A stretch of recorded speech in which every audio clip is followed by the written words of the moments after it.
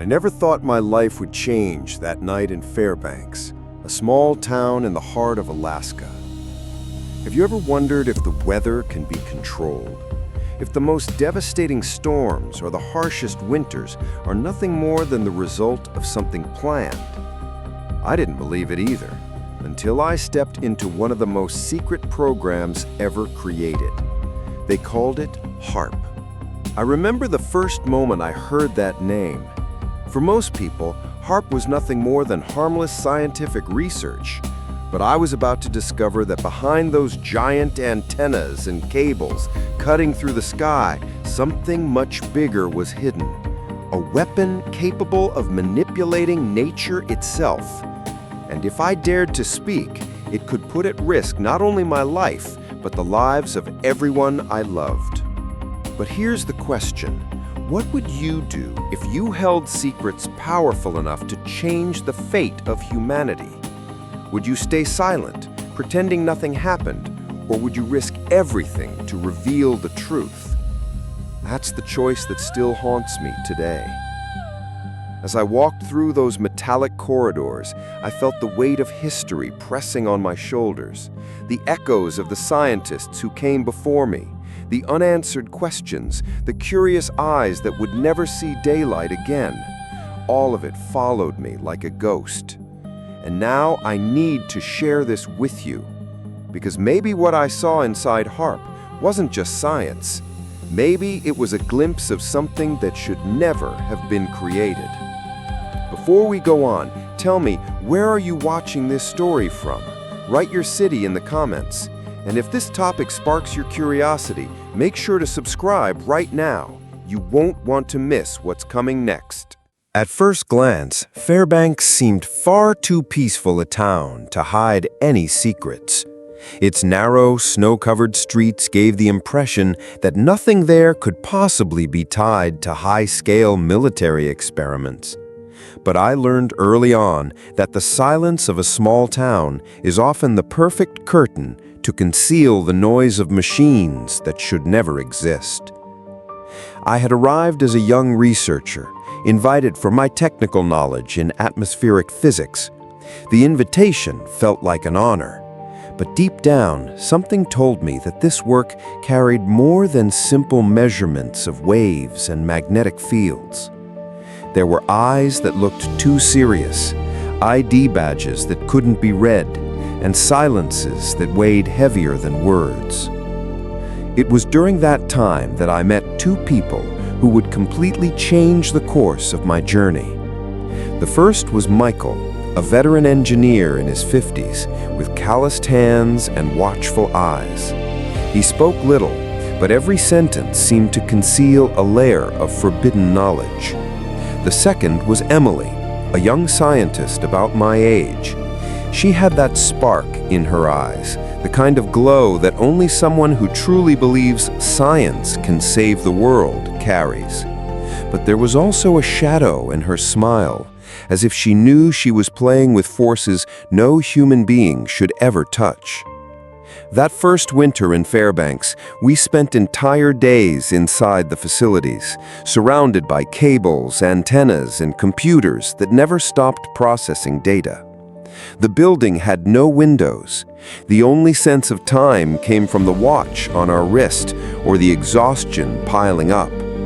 Sometimes when I closed my eyes, I could hear a constant hum, as if the earth itself was vibrating with what we were testing.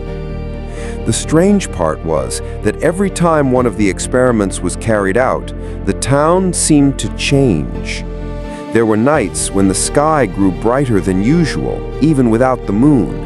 And there was one day when a sudden snowstorm hit, trapping entire families inside their homes without warning. While the residents of Fairbanks said it was simply Alaska weather, I began to suspect it wasn't just coincidence. It was on one of those nights that Michael pulled me aside and whispered, "Do you really think we're just studying the ionosphere? Open your eyes, kid.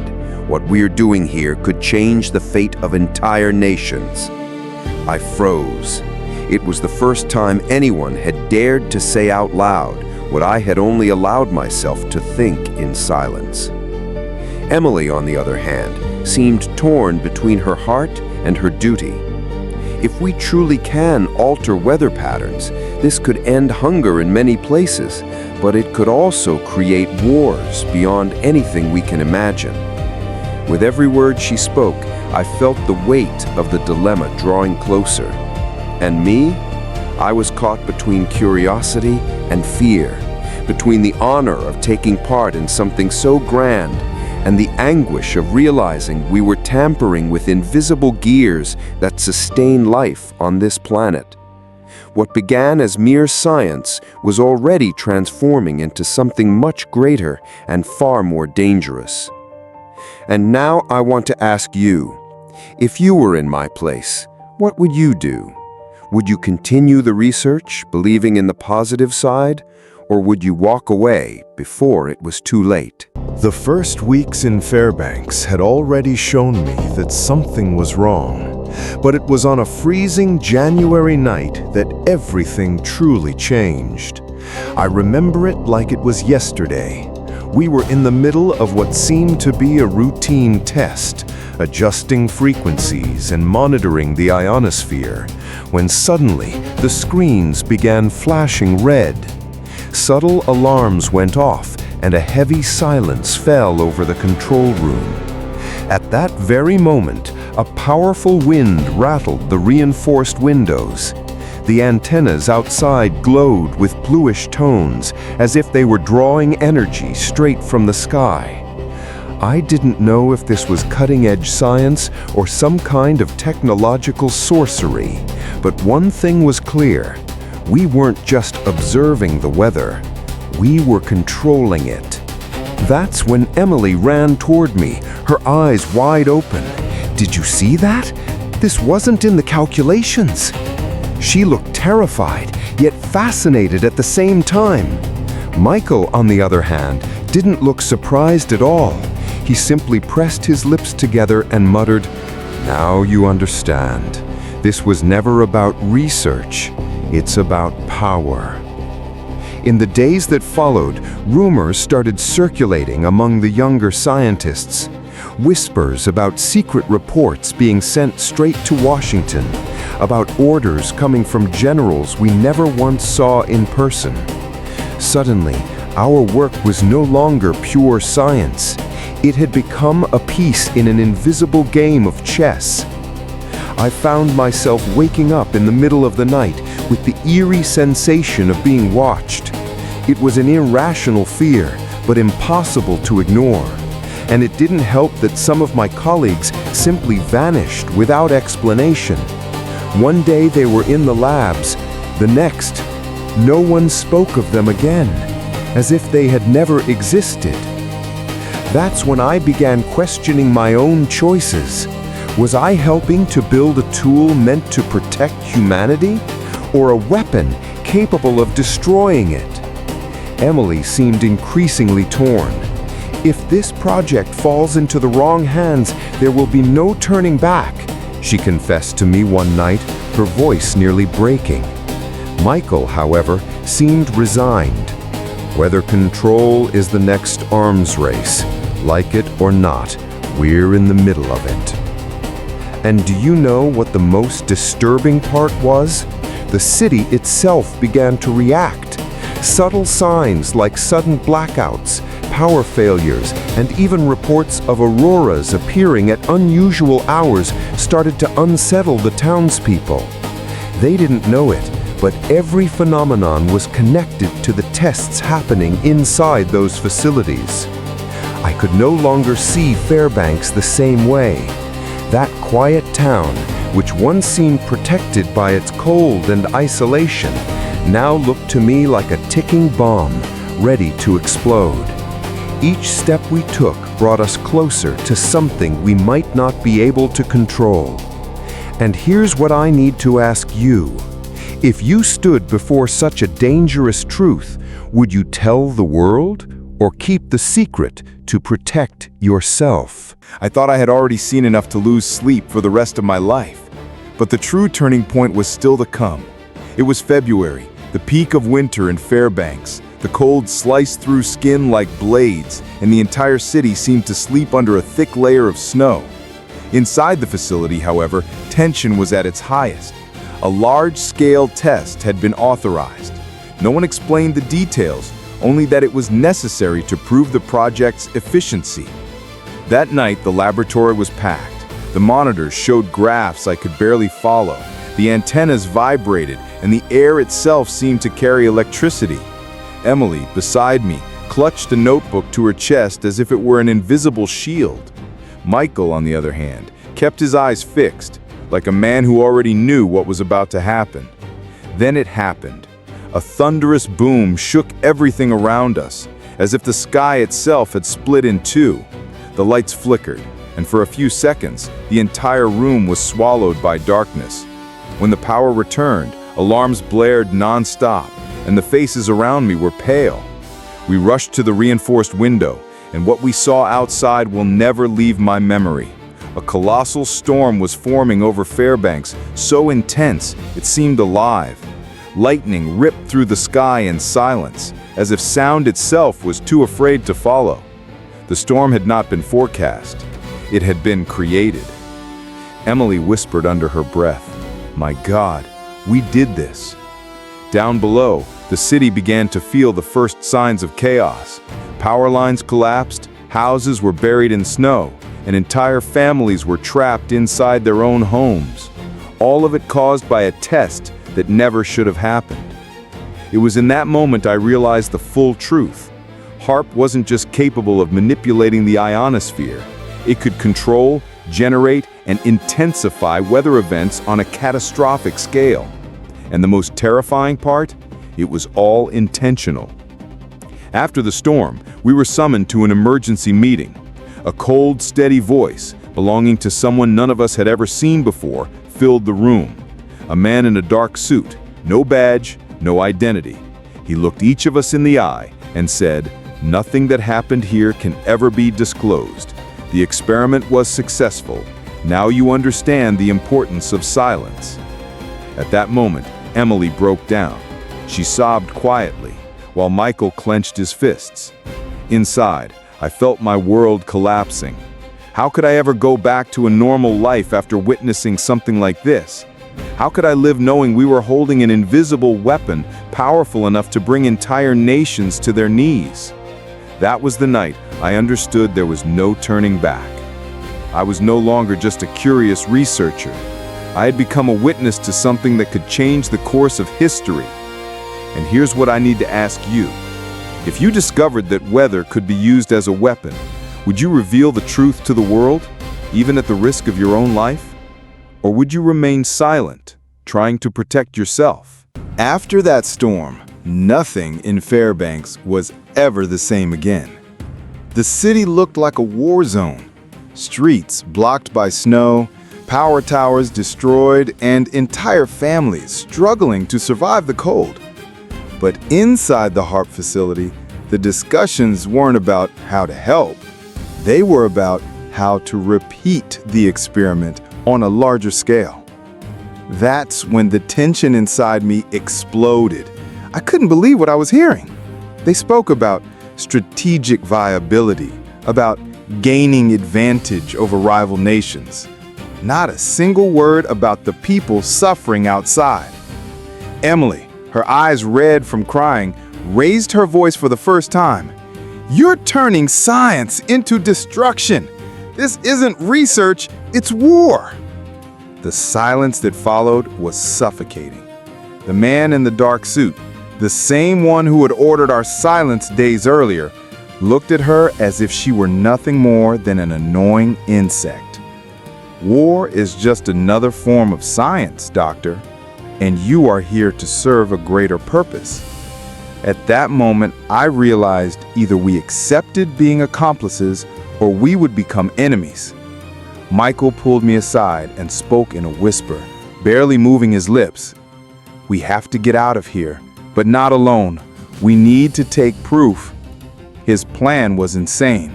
Break into the restricted sector, copy the data experiment, and expose everything to the world. But that meant risking our lives. My heart pounded so hard it echoed through the corridors. Every step we took was shadowed by cameras, armed guards, and doors that only opened with multiple authorizations. It felt like being trapped in a maze designed never to let anyone escape. That night, the dilemma reached its peak. We gained access to a control panel, something that should never have been within reach of researchers like us. One wrong command could trigger a chain reaction, and there I was, standing before an impossible choice: steal the data and run, or shut everything down at once. Emily trembled. If we destroy this, maybe they'll never be able to rebuild it. But what if we fail? What if we cause something even worse? Michael, steadier, said, if we stand by and do nothing, they'll use this machine against anyone who dares to oppose them. Think, kid, how far are you willing to go? The air in the room felt heavier than ever. Every screen flashed alarming data: unstable atmospheric pressure, energy spikes, signs that another test was about to begin. Outside, a new storm was already forming over the skies of Fairbanks, as if nature itself was screaming for us to act. I knew there was no way out without risk. Whatever choice we made would carry irreversible consequences. But it was at that moment of maximum tension that I realized the true power wasn't just in those giant antennas. It was in the choice we were about to make. And now I want to throw this question to you. If you were in my place, surrounded by machines capable of bending nature itself, would you have the courage to press the button and stop it all, even without knowing what might happen next? Or would you accept the weight of silence, carrying forever the guilt of leaving the world at the mercy of this weapon? I will never forget the sound of the antennas that last night in Fairbanks. It was as if the entire sky vibrated, as if the earth itself protested against what we were about to do. Michael held tightly onto the flash drive where the data had been recorded. Emily, tears in her eyes, looked at me as if begging for a decision that could cost us our lives. I can't go into detail about what we chose to do in that moment, but I can tell you this: we walked away changed. Nothing in me was ever the same after seeing with my own eyes that the weather could be manipulated like a puppet. The weight of carrying that secret is something I wouldn't wish on anyone. Emily left Fairbanks soon after. She could no longer live under the shadow of something so immense and so dangerous. She chose to disappear, to rebuild her life somewhere she could breathe without fear. Michael, on the other hand, decided to keep fighting in the shadows, looking for ways to expose what we knew. And me? I remained caught between two worlds, divided between the silence that protects me and the truth that haunts me. Sometimes, when I walk down an ordinary street in any American city, I see the sky change suddenly, clouds forming in strange patterns, storms arriving far too quickly. And in those moments, I ask myself, is it just nature? Or are they still in Fairbanks, pulling the invisible levers of the planet? And maybe that's the most painful lesson of all. The real threat doesn't always come from weapons we can see, but from those that work in silence, hidden behind closed doors and secrecy agreements. The weather, which should symbolize the freedom of nature, may have become the most powerful weapon mankind has ever created. Today, I carry not just memories, but invisible scars. Scars from choices that changed the way I see the world. And looking back, I realize that the legacy of this story doesn't lie only in the machines, but in the courage or the fear of those who dared to face the truth. And now I ask you, what would you do if you knew something like this? Would you keep the secret to protect yourself, or risk everything to open the world's eyes? If this story struck a chord with you, I invite you to continue this journey with me. Subscribe to the channel, leave a like, and share in the comments the city you're watching from. Who knows? Maybe we aren't that far apart, and maybe the next chapter of this story is already unfolding right above our heads.